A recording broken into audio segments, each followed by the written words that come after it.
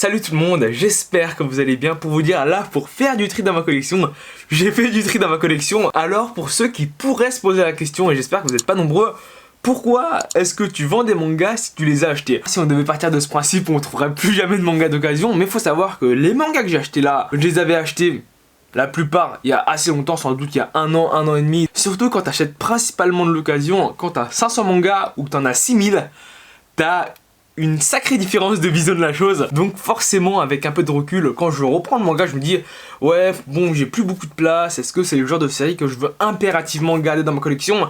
Est-ce que c'est vraiment bien? Et finalement, je me rends compte que, bon, je vais pas être mauvaise langue, mais ces mangas sont soit mauvais, soit pas du tout à mon goût. Après, on se dira 100 mangas parmi 7000, ça fait même pas 2%, donc c'est comme si dans une collection de 100 mangas, j'en virais 2. Donc tout un tas de raisons qui me poussent à vendre des tomes par-ci par-là. Bon, honnêtement, vendre ces mangas, je pense que ça va juste épurer ma collection. La plupart des gens ont tendance à juste garder des bonnes, voire très très bonnes séries. Et je pense que ma collection va tendre aussi vers là. Bon, c'est clair que à la fin, je n'aurai pas 3-4 000 mangas, je serai toujours vers des chiffres vers 6500. Je pense que des assez mauvais mangas dans ma collection, au sens propre du terme, je dois en avoir. Peut-être il m'en reste là 100, 150, pas plus. Mais bon, je les garde, il y a toujours une raison derrière. Alors, on va commencer avec le mangaka le plus connu de la liste. Bon, mangaka, c'est un bien grand mot parce qu'il est que au dessin. C'est Takeshi Obata, le dessinateur de Death Note, le dessinateur de Bakuman, le dessinateur de Platinum End actuellement. Les deux séries de l'auteur que je vais vendre, vous les connaissez sans doute pas pour vous dire à quel point elles sont médiocres. Tout d'abord, t'as le manga School Judgment en 3 tomes. Et le deuxième manga, c'est le manga Ral Grade Blue Dragon. Ça, je pense que c'est la preuve même comme quoi un manga qui est juste plutôt bon sur le dessin, c'est pas suffisant pour faire un vrai manga parce que honnêtement, ça, School Judgment, pour faire court, c'est voilà, je sais même pas comment résumer le manga tellement elle est médiocre. Mais grosso modo, ils sont dans une école et t'as des élèves qui sont jugés pour des actes assez farfelus. Je crois que la première enquête, c'est parce que t'as le poisson de la classe qui s'est fait assassiner. Ensuite, le manga Blue Dragon, Ralgrad.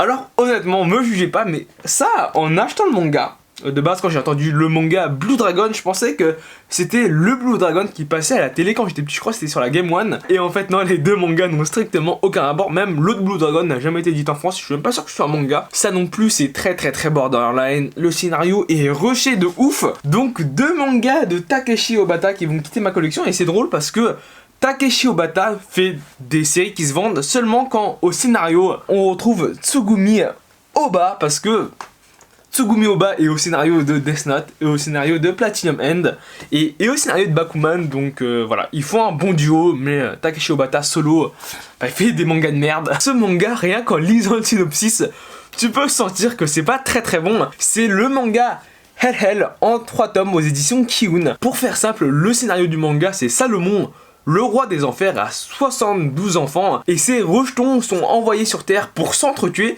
et le dernier survivant sera élu le nouveau roi des enfers. Vous sentez un peu ce qui cloche dans le synopsis. Alors, dans le scénario, il nous parle de 72 rejetons et le manga fait que 3 tomes. Donc, à part s'il y a 20 rejetons qui sont morts à chaque tome, et ben le manga se termine pas. Donc ça, j'ai lu 50 pages et honnêtement, je trouve le manga nul et c'est pour ça que je vais le vendre. Alors là, si on m'a demandé pourquoi j'ai gardé le manga, en fait, je pensais que c'était un shonen. C'est le manga Mon Histoire. Même quand on regarde un peu, bah moi je pensais que c'était un shonen et en regardant les jaquettes, je suis plutôt sur mon avis. Sauf que malheureusement, c'est un shoujo et quand on ouvre le manga, on se rend vite compte que c'est un shoujo en fait. Ce trait caractéristique des shoujo, j'ai vraiment du mal à les supporter. Je vous montre notre planche, mais pour moi, je trouve ça beaucoup moins dessiné que la plupart des shonen. Alors, ce manga, je viens de découvrir le scénariste. C'est le manga Dark Godness, vous connaissez sans doute pas. Par contre, le scénariste, obligé, vous le connaissez, c'est Toru Fujisawa, l'auteur de GTO, qui a fait le manga Dark Godness en 3 tomes. Honnêtement, Toru Fujisawa est bon juste pour le manga GTO. Même le dessinateur Hirokazu Ochiai, je suis sûr que je le connais, il a fait un autre manga que j'ai. Je viens de retrouver Hirokazu Ochiai et le dessinateur de quel autre manga? C'est le manga Happy Project que j'avais dans ma collection et que j'ai vendu parce que le manga était vraiment Vraiment trop mauvais. Après honnêtement le dessin est pas si mauvais que ça. Je dirais pas que c'est bon, mais je dirais que c'est plutôt dans une moyenne. Même honnêtement, Toru Fujisawa, l'auteur de GTO, il est bon que pour faire du GTO.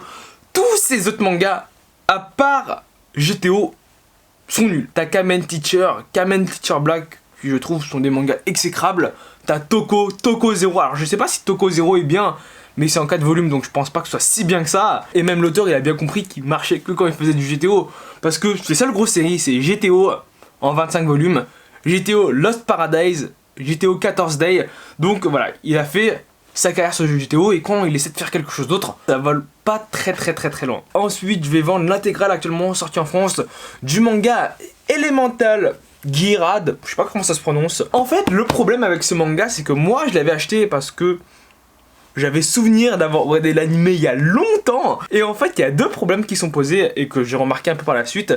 Déjà de un que le manga et même l'anime était assez vieux donc graphiquement c'est pas très bon. Et la deuxième raison, et là je peux en prendre qu'à moi, en fait le manga ne s'est jamais terminé en France. Là on a 10 tomes édités en France, sauf que la série au Japon je crois dispose de 18 volumes. Et si je me trompe pas il y a même une saison 2. Donc malheureusement c'est pas que j'aime pas garder les séries pas complètes, mais j'aime pas trop garder les séries pas complètes. Donc, surtout que c'est pas une série que je tiens énormément à cœur, je vais la vendre. On suit avec le manga Orbitaria en 4 tomes, je crois que j'ai l'intégrale si je me trompe pas. Ouais, voilà. Ici, on peut voir en 4 volumes, donc j'ai l'intégrale. Alors, ce manga, je me suis tâté plein de fois à le vendre. Et j'ai regardé à l'intérieur, j'ai feuilleté, je me suis dit ah graphiquement c'est pas trop mal. On va attendre de lire pour voir ce que ça donne, on va pas faire de jugement hâtif. Et le truc c'est que c'est bon, et encore c'est un bien grand mot, que sur le dessin. Le scénario c'est un délire, c'est un mix entre Gurren Lagann et Matrix. Je me suis dit waouh, c'est vraiment sorti en manga ça. Sur le dessin comme vous pouvez le voir c'est assez intéressant.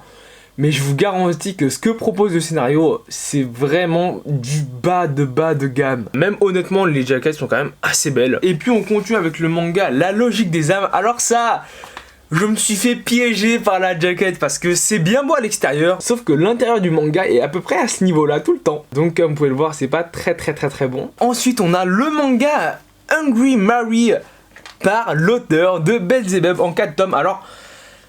généralement, quand t'as un auteur qui a fait un très long manga comme Belzebub à 28 volumes et qui fait ensuite une deuxième série qui est tout de suite beaucoup plus courte, là c'est une série courte en 4 tomes, et faut se dire que le manga est pas bon, voilà. Vraiment je pense que ça c'est une règle universelle parce que en fait le manga a été édité parce que l'auteur était connu, puis les gens ont vu que c'était nul et ils ont un peu lâché le truc et c'est pour ça que ça fait des séries courtes. Même le scénario du manga c'est vraiment pas ma tasse de thé. En fait pour faire simple c'est un garçon qui échange de corps avec une fille et vice versa. C'est un peu le même délire que Yamada The Seven Witch, sauf que c'est beaucoup moins intéressant. S'ensuit le manga Sweet Little Devil. Alors est-ce que là je dois me justifier pourquoi je le vends? Il y a écrit Yuri ici, je pense que ça explique pas mal. Et le dernier manga c'est Le Bateau Usine. Bon, de nom, Le Bateau Usine, et même quand on regarde un peu la jaquette, c'est pas trop mon style de manga. Mais je peux me justifier pourquoi j'ai le manga dans ma collection. En fait, le manga, je l'ai pas acheté, on me l'a donné. Donc voilà, tout de suite, ça passe beaucoup mieux. On continue avec tout d'abord le manga Omega Complex par Shonen, l'auteur de Outlaw Player, le mangaka français qui me doit un dessin depuis 1 an et un peu plus d'1 mois, je crois maintenant. Alors pourquoi est-ce que je vends le manga Omega Complex? Parce qu'en fait... le scénario se veut trop dense, trop complexe, sauf que le mangaka a pas réussi à donner cette profondeur au scénario. Pour vous dire, ça c'est typiquement le genre de manga où on t'a introduit 5000 trucs au début et en fait à la fin ça résout rien. Voilà, c'est ce genre de manga et même l'histoire est assez mal racontée en fait, je vais pas vous le cacher, même s'il dessine bien. C'est mal raconté, c'est pour ça que ça fait que 3 tomes. Je vous montre, mais honnêtement, le manga est vraiment pas ouf. Normalement, ces deux mangas, il n'y a pas de débat à voir. Tout d'abord, c'est Les Pommes Miracles. Alors ça aussi, c'est un manga qu'on m'a offert, donc... un manga, je crois que ça parle d'un verger de pommes ou un délire comme ça, donc voilà. On va pas débattre non plus. Et le deuxième, c'est Life. Et ça, parce que c'est un yaoi. Et ça aussi, on me l'a offert. Donc c'est pour ça que je l'ai dans ma collection. Mais yaoi, pour faire simple, c'est manga histoire d'amour entre garçons. C'est un peu la raison pourquoi je ne garde pas le manga. J'ai ensuite 2 volumes du manga Murder Incarnation. Alors je crois que la série est terminée en 3 tomes, à part si j'ai l'intégrale en 2 tomes, j'ai pas souvenir. Ça c'est un manga avec un scénario très malsain et qui se veut profond, sauf que moi je vois pas le message que le manga veut faire passer. En fait, c'est une personne qui doit tuer, je crois, 3 autres personnes afin de ramener une 4e personne morte à la vie. Et finalement elle commet des meurtres et la personne revient à la vie et t'as tout le temps, on va dire, un plot twist à la fin, donc le manga est pas bon. On attaque maintenant le manga où je serais sans doute le plus susceptible de garder. C'est le manga Perfect Crime. Ça nous raconte l'histoire de lui qui tue les gens. Alors je sais même pas comment résumer le truc. Il joue avec la perception des gens, en gros leur sens, afin de leur faire croire qu'il les a tués ou qu'ils ont besoin de se suicider. Par exemple, il poignarde quelqu'un avec un faux couteau et il lui fait croire que en fait c'était un vrai couteau et du coup la personne meurt. Voilà, c'est un truc vraiment tiré par les cheveux et ouais, honnêtement là c'est vraiment plus pas mon style de manga que c'est un mauvais manga. Même si le manga est pas très bon, il est pas si mauvais que ça. On poursuit avec le manga Sukeda Shinaen par Seishi Kishimoto. C'est le frère de Masashi Kishimoto, l'auteur de Naruto. Il a fait aussi Satan 666, ça c'est un peu plus connu. Honnêtement là j'ai même pas envie de me justifier pourquoi je vais le vendre. En fait le scénario est pas spécialement intéressant, les dessins sont pas spécialement bons, l'intrigue un peu osef et c'est une série courte. Trop courte pour être bonne. Puis le manga Dragon-san qui n'est bon que sur le dessin, voilà, comme vous pouvez le voir sur les jaquettes. L'intrigue du manga est vraiment juste infâme. Elle est infâme, les personnages, t'arrives pas à comprendre la mentalité des personnages. C'est des gentils, mais ils violent et ils tuent, c'est tout un délire. Et finalement, la fin c'est un plot twist avec un cheveu qui tombe sur la soupe. Et c'est un peu incompréhensible, donc c'est bon que sur les dessins et vraiment le manga. C'est pour ça qu'il y a que 3 tomes, c'est pour ça que c'est mal noté sur net, parce que le manga est vraiment nul. Je vous laisse voir une planche du dessin, mais c'est quand même assez bien dessiné. Ces 2 séries, j'ai quand même un peu hésité avant de les vendre, et même peut-être que je changerai d'avis. Tout d'abord, il y a le manga SK8RS, je sais pas si ça s'appelle comment, j'ai les 3 premiers volumes. Graphiquement, c'est quand même assez original, c'est un trait très léger. Par contre, des mangas qui parlent de skate. En fait, le skate, c'est du sport pour moi, et du coup, c'est comme si c'est des mangas qui parlaient de sport. Et vous devez savoir que c'est pas ma tasse de thé. Je vous laisse voir, ça arrive à être dense quand il le faut. Sinon, la plupart des planches graphiquement, c'est assez léger. Puis le manga Bloody Maiden, l'île aux 13 démons. Alors, ça, j'ai quand même pris le temps de lire les 2 tomes, hein, faut se le dire. Et ouais, en fait, c'est le genre de manga que j'aurais même pas lu en scan. C'est 2 tomes. Il y a un pseudo-scénario, il y a des gens qui meurent. Il y a des filles à poil et c'est à peu près tout pour résumer le manga, donc ça aussi c'est une grosse bouse et c'est édité par Panini et je pense que ça s'est très mal vendu. Et le dernier manga que j'ai vendu, et c'est la plus grosse série, voilà, c'est le manga Eureka. J'ai l'intégrale aux éditions, je crois que c'est ça, samedi, j'ai les 34 tomes si je me trompe pas, je crois 34 tomes. C'est tous les tomes qui ont été édités en France pour l'instant. Alors Eureka, si j'ai bien lu le synopsis, en fait c'est un SAO-like avec plus de comédie. Est-ce que c'est bien de dire SAO-like puisque c'est sorti bien avant SAO? Mais c'est le délire du mec dans le jeu vidéo. Même si je crois que dans le manga Eureka, il est pas coincé dans le jeu vidéo, c'est juste que il y a des aventures qui se passent dans le jeu vidéo, donc le manga se centre dessus. Alors, faut savoir que Meillon Édition a racheté la licence, donc tous les tomes vont être édités en France, vont être réédités en France parce que actuellement, là j'ai les 34 volumes, il y a quand même pas mal de tomes. Sauf que le manga Eureka dans cette édition là, par cet éditeur, ne s'est jamais terminé en France. Moi j'ai les 34 volumes, je crois que j'ai l'intégralité de l'ancienne édition. Mais le manga va plus loin et c'est pour ça que Meillon, puisqu'elle a racheté la licence, ils vont rééditer tous les tomes dans des coffrets. Première raison pour laquelle je la vends, parce que j'ai pas la collection intégrale dans cette édition. Et deuxième raison, c'est parce que c'est le style de manga que je n'aime pas trop. Alors de base, moi j'aime pas les mangas où ils vont dans des jeux vidéo parce que voilà, j'aime pas, y a pas de débat à avoir. Et puis le style de dessin est quand même pas très bon à mon sens et très coréen. Là je vous prends le premier volume, donc clairement ça s'est amélioré après, mais dans les premiers tomes c'est comme ça.